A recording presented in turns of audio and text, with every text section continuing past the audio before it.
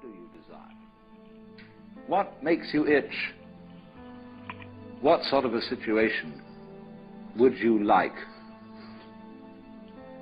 Let's suppose, I do this often in vocational guidance of students. They come to me and say, well, we're getting out of college and we haven't the faintest idea what we want to do.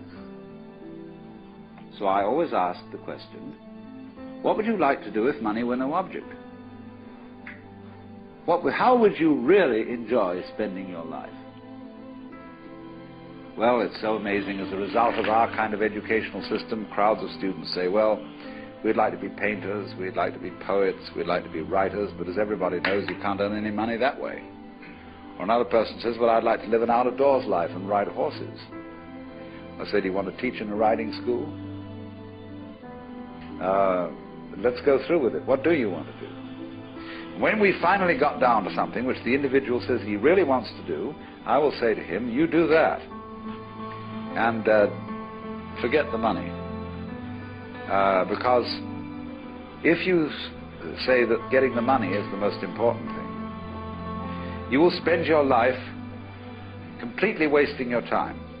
You'll be doing things you don't like doing in order to go on living, that is, to go on doing things you don't like doing, which is stupid. Better to have a short life that is full of what you like doing than a long life spent in a miserable way.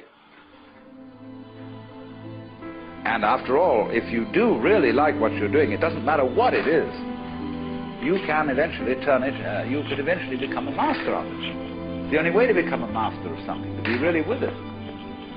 And then you'll be able to get a good fee for whatever it is. So don't worry too much. Somebody's interested in everything. And anything you can be interested in, you'll find others will. But it's absolutely stupid to spend your time doing things you don't like in order to go on spending things you don't like and doing things you don't like, and to teach your children to follow in the same track. See, what we're doing is we're bringing up children and educating them to live the same sort of lives we're living, in order that they may justify themselves and find satisfaction in life by bringing up their children, to bring up their children to do the same thing. So it's all wretch and no vomit. It never gets there.